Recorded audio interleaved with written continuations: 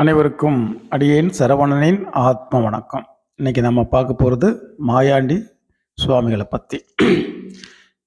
இவர் மதுரை பக்கத்தில் திருப்பரங்குன்றம் அருகில் இருக்கக்கூடிய திருக்கூடல் மலை, அதாவது காகபுஷண்டர் தவம் செய்த காகபுஷண்டர் மலைன்னு சொல்லக்கூடிய திருக்கூடல் மலை அடிவாரத்தில் தான் மாயாண்டி சாமிகளுடைய ஜீவ சமாதி இருக்குது.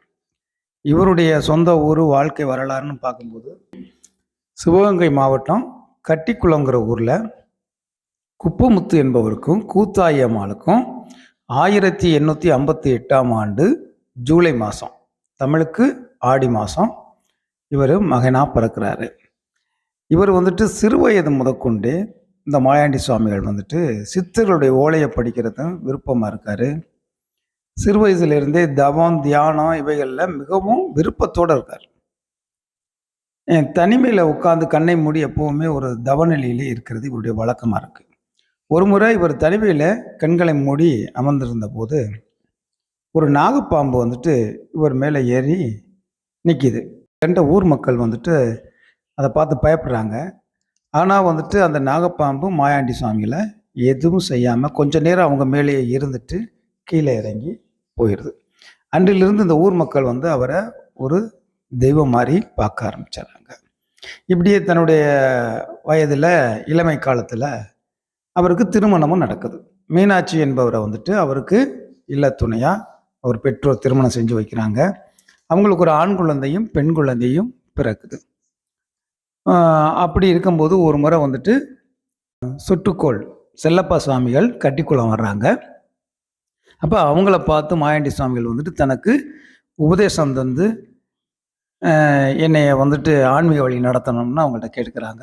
அவங்களும் மாயாண்டி சாமிகளுடைய இறைநிலையை உணர்ந்து அவருக்கு ஞான உபதேசம் அளிக்கிறாங்க. அன்னையிலேருந்து தீவிரமாக தியானம், யோகம், இப்படி ஊர் ஊராக போய் கோயில்களை தரிசனம், அப்படி நாலா பக்கமும் ஆலய தரிசனத்துக்கு போயிடுறாங்க. இப்படி இருக்கும்போது அவர் பல இடங்களில் ஆலய தரிசனம் முடிச்சுட்டு இறுதியாக மதுரை பக்கத்தில் இருக்க திருப்பரங்குன்றம் திருக்கூடல் மலை அங்கே அங்கேயே தன்னுடைய தவநிலைக்கு அந்த இடத்தை தேர்ந்தெடுத்து அங்கேயே இருந்து தவத்தை மேற்கொள்கிறாங்க. அப்போ தன்னை நாடி வர பக்தர்களுக்கு பல துன்பத்தை துடைக்கிறதுக்கு பல அற்புதங்கள் செஞ்சு பக்தர்களை காப்பாற்றுறாங்க. அதே மாதிரி அன்னதானமும் செய்கிறாங்க. இப்படி பல அற்புதங்கள் செஞ்சவர் தான் சுவாமி மாயாண்டி சுவாமிகள். அவர் தன்னுடைய இறுதி, அதாவது மகா சமாதி ஆக போகிறத 2 ஆண்டுகளுக்கு முன்னாடியே அந்த தேதியையும் நாளையும் குறிப்பிட்டு அறிவிக்கிறாங்க. சமாதி ஆக போகிற இடத்த கூட அவங்க தேர்ந்தெடுத்து மக்கள்கிட்டையும் பக்தர்கள்ட்டையும் சொல்கிறாங்க. இதன்படி அவங்க 2 ஆண்டுகள் கழித்து 1930ஆம் ஆண்டு புரட்டாசி மாதம் 11ஆம் நாள் வெள்ளிக்கிழமை மாயாண்டி சுவாமிகள் தன் ஆன்மாவை இறைவனுடன் இணைத்து மகா ஜீவ சமாதி அடைகிறாங்க. இன்றைக்கும் இவரது ஜீவ சமாதிக்கு செல்லும் பக்தர்கள் அவங்க நினைச்ச காரியமெல்லாம் கை கொடுத்துன்னு சொல்கிறாங்க. அவருடைய அற்புதத்தையும் அவருடைய சக்தியையும் அங்கே நாம் உணர முடியும்.